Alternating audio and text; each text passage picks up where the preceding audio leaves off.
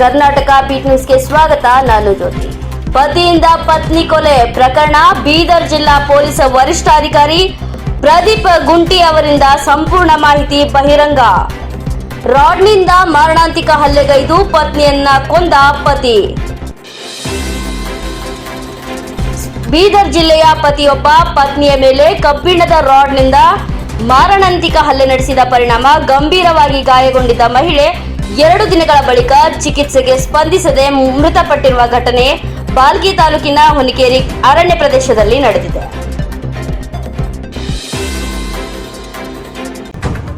ಬೀದರ್ ತಾಲೂಕಿನ ಹೊನ್ನಿಕೇರಿ ಗ್ರಾಮದ ಸಂಜನಾ ಮೃತಪಟ್ಟ ಮಹಿಳೆ. ಆರೋಪಿ ಪತಿಯನ್ನ ಬಾಲ್ಕಿ ತಾಲೂಕಿನ ಬೋಳೆಗಾಂವ್ ಗ್ರಾಮದ ಭಗವತ ಜ್ಞಾನೇಶ್ವರ ಎಂದು ಗುರುತಿಸಲಾಗಿದೆ. ಸದ್ಯ ಬೀದರ್ ನಗರದ ಶಿವನಗರದಲ್ಲಿ ಪತ್ನಿಯೊಂದಿಗೆ ವಾಸವಾಗಿದ್ದ ಎನ್ನಲಾಗಿದೆ. 2 ವರ್ಷಗಳ ಹಿಂದೆ ಸಂಜನಾ ಮತ್ತು ಭಗವತ್ ವಿವಾಹವಾಗಿತ್ತು.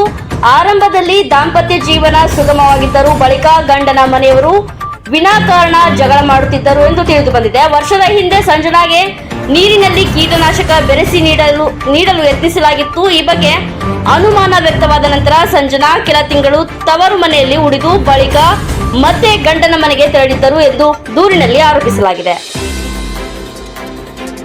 ಜೂನ್ 25ರಂದು ಸಂಜೆ ಮೈಲಾರ ಮಲ್ಲಣ್ಣ ದೇವಸ್ಥಾನ ದರ್ಶನಕ್ಕೆ ಹೋಗಿ ಅಲ್ಲಿಂದ ತವರು ಮನೆಗೆ ಹೋಗೋಣ ಎಂದು ಹೇಳಿ ಪತಿ ಭಾಗವತ ಪತ್ನಿಯನ್ನ ಕಾರಿನಲ್ಲಿ ಕರೆದೊಯ್ದಿದ್ದಾನೆ. ದೇವಸ್ಥಾನದಿಂದ ಹಿಂದಿರುಗುವ ವೇಳೆ ಹೊನ್ನಿಕೇರಿ ಅರಣ್ಯ ಪ್ರದೇಶದಲ್ಲಿ ಕಾರು ನಿಲ್ಲಿಸಿ ಕಬ್ಬಿಣದ ರಾಡ್ನಿಂದ ತಲೆಗೆ ಹಾಗೂ ಕತ್ತಿನ ಭಾಗಕ್ಕೆ ಮಾರಣಾಂತಿಕವಾಗಿ ಹಲ್ಲೆ ನಡೆಸಿ ಬಟ್ಟೆಯಿಂದ ಕುತ್ತಿಗೆ ಬಿಗಿದು ಕೊಲೆ ಮಾಡಲು ಯತ್ನಿಸಿದ್ದಾನೆ ಎಂದು ಮೃತರ ಕುಟುಂಬಸ್ಥರು ಆರೋಪಿಸಿದ್ದಾರೆ.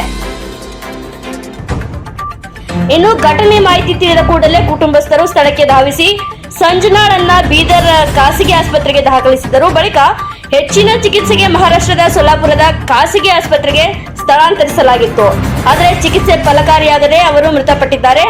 ಪತಿ ವಿವಾಹೇತರ ಸಂಬಂಧ ಹೊಂದಿದ್ದನು. ಸಂಜನಾ ಪ್ರಶ್ನಿಸಿದ್ದಕ್ಕೆ ಈ ಕೃತ್ಯ ಎಸಗಿರಬಹುದು ಎಂದು ಕುಟುಂಬಸ್ಥರು ಶಂಕೆ ವ್ಯಕ್ತಪಡಿಸಿದ್ದಾರೆ. ಆದರೆ ಕೊಲೆಯ ನಿಖರ ಕಾರಣ ಪೊಲೀಸರ ತನಿಖೆಯಿಂದಲೇ ತಿಳಿಯಬೇಕಿದೆ. ಸಂಜನಾ ಅವರ ಮೃತದೇಹವನ್ನ ಮರಣೋತ್ತರ ಪರೀಕ್ಷೆಗಾಗಿ ಬೀದರ್ನ ಪ್ರಿಮ್ಸ್ ಆಸ್ಪತ್ರೆಗೆ ತರಲಾಗಿದ್ದು, ಆಸ್ಪತ್ರೆಯ ಶವಗಾರದ ಬಳಿ ಕುಟುಂಬಸ್ಥರ ಆಕ್ರಂದನ ಮುಗಿಲು ಮುಟ್ಟಿತ್ತು. ಇನ್ನು ಈ ಸಂಬಂಧ ಮೃತರ ಸಹೋದರ ನೀಡಿದ ದೂರಿನ ಮೇರೆಗೆ ಧನ್ನೂರ ಪೊಲೀಸ್ ಠಾಣೆಯಲ್ಲಿ ಪ್ರಕರಣ ದಾಖಲಾಗಿದ್ದು, ಆರೋಪಿಯನ್ನ ನ್ಯಾಯಾಂಗ ಬಂಧನಕ್ಕೆ ಒಪ್ಪಿಸಲಾಗಿದೆ. ಈ ಪ್ರಕರಣ ಕುರಿತು ಪೊಲೀಸರು ತನಿಖೆಯನ್ನ ಮುಂದುವರಿಸಿದ್ದಾರೆ. ವರದಿ ಅರವಿಂದ ಮಲ್ಲಿಗೆ, ಬೀದರ್ ಜಿಲ್ಲಾ. ಕ್ಷಣ ಕ್ಷಣದ ಸುದ್ದಿಗಾಗಿ ನೋಡ್ತಾ ಇರಿ ಕರ್ನಾಟಕ ಬೀಟ್ ನ್ಯೂಸ್.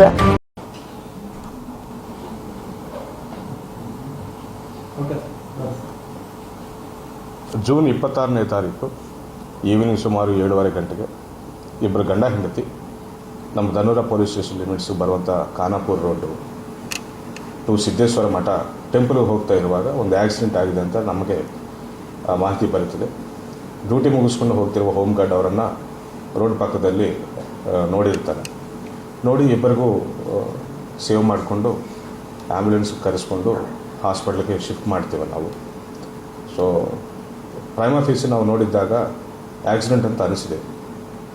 ತದನಂತರ ಹುಡುಗಿ ಹಾಸ್ಪಿಟ್ಲಲ್ಲಿ ಕೊಟ್ಟ ಸ್ಟೇಟ್ಮೆಂಟ್ ಮೇರೆಗೆ ಗಂಡನೇ ಖುದ್ದಾಗಿ ಹಲ್ಲೆ ಮಾಡಿದ್ದಾನೆ, ಕಾರ್ ಸ್ಪ್ಯಾನರ್ ತಗೊಂಡು ಹಲ್ಲೆ ಮಾಡಿದ್ದಾನೆ ಅಂತ ಗೊತ್ತಿರ್ತದೆ ನಮಗೆ.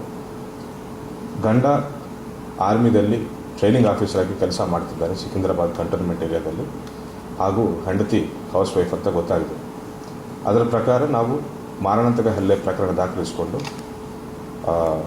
ತನಿಖೆಯನ್ನು ಮುಂದುವರಿಸಿದ್ದೇವೆ. ಇಬ್ಬರು ಹಾಸ್ಪಿಟಲ್ ಅಡ್ಮಿಟ್ ಆಗಿರ್ತಾರೆ. ನಮ್ಮ ಬೀದರ್ ಹಾಸ್ಪಿಟ್ಲಿಂದ ಸೋಲಾಪುರ ಹಾಸ್ಪಿಟ್ಲಿಗೆ ಅವರನ್ನು ಬೇರೆ ಕಡೆ ಕರ್ಕೊಂಡು ಹೋಗಿ ಚಿಕಿತ್ಸೆ ಕುರಿತು ಅವರನ್ನು ಅಲ್ಲಿ ಅಡ್ಮಿಟ್ ಮಾಡಿಸಿರ್ತಾರೆ. ನಿನ್ನೆ ಬೆಳಗ್ಗೆ ಹುಡುಗಿ 26 ವರ್ಷದ ಸಂಜನಾ ಅಂತ ಮರಣ ಹೊಂದಿರುತ್ತಾರೆ ಅವರು. ಸೊ ನಾವು ಮಾರಣಾಂತಿಕ ಹಲ್ಲೆ ಪ್ರಕರಣವನ್ನು ನಾವು ಮರ್ಡರ್ ಕೇಸ್ ಅಂತ ಕನ್ವರ್ಟ್ ಮಾಡಿಕೊಂಡು ಆರೋಪಿಯನ್ನು ನಿನ್ನೆ ಹಾಸ್ಪಿಟಲಿಂದ ರಿಲೀವ್ ಆಗ್ತಾ ಇದ್ದಂಗೆ ಆರೋಪಿಯನ್ನು ನಾವು ವಶಕ್ಕೆ ಪಡೆದು ಜೈಲಿಗೆ ಒಪ್ಪಿಸಿದ್ದೇವೆ.